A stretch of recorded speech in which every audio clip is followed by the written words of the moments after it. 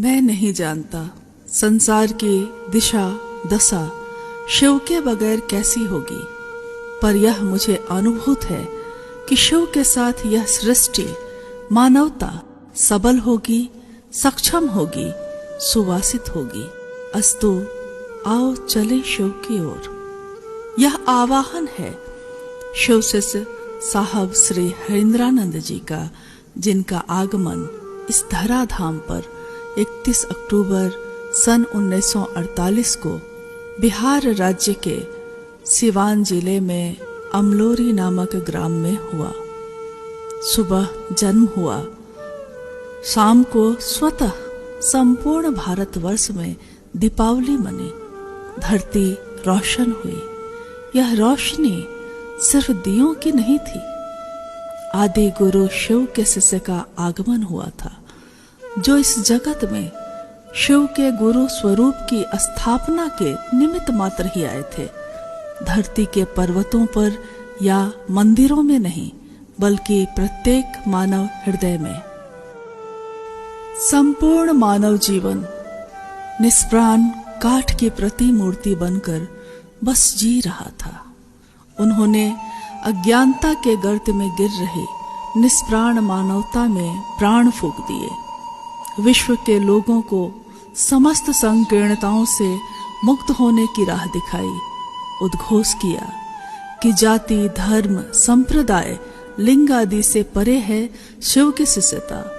शिव की शिष्यता में कोई बंधन नहीं, कोई वर्जना नहीं। जंजीर चाहे सोने की हो या लोहे की, जंजीर जंजीर ही होती है। बंधन वर्जनाएं इस धरती के लोग लगा सकते हैं, परंतु जगत के गुरु शिव, विश्व गुरु शिव, आदि गुरु शिव बंधन से बांधते नहीं, बंधन मुक्त करते हैं। साहब श्री हरिंद्रानंद जी का यह उद्घोष पल प्रतिपल विस्तार पा रहा है।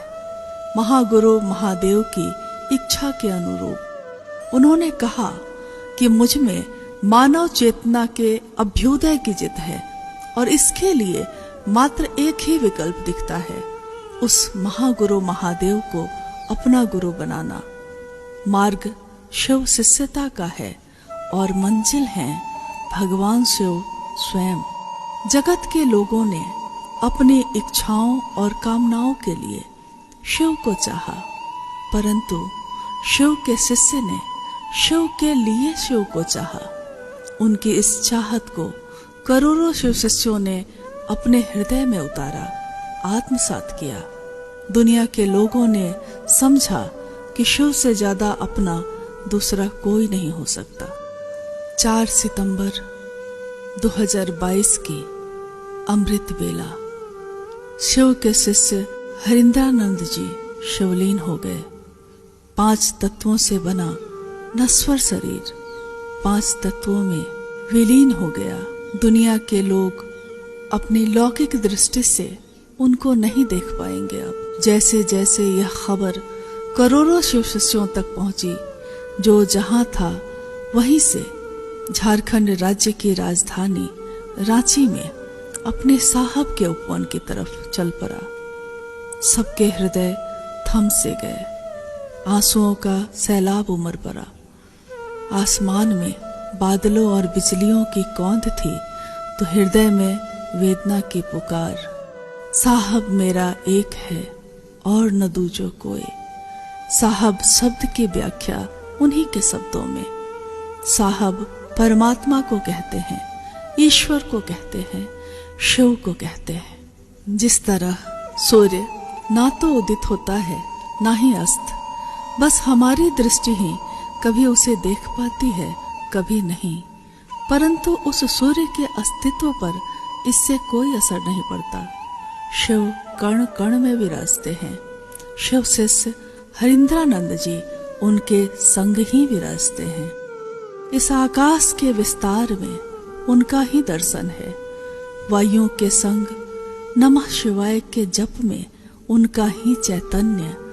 शिव शिष्यता की पावन जलधारा में उनकी ही गूंज।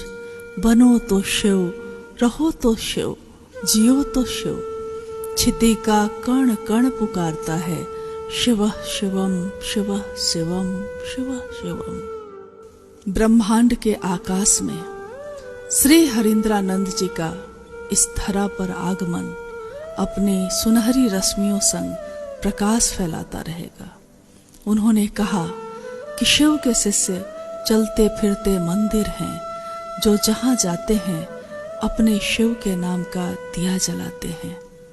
मनवंतरों तक संपूर्ण सृष्टि शिव की दिशा में ऊर्ध्वमुखी हो, यही शिव शिष्य हरिंद्रानंद जी की कामना है। पाथे है, गति है और गंतव्य भी। हमारे सर झुके हैं उनके सामने, जो खुद तो आसमां है मगर सर झुकाए बैठे।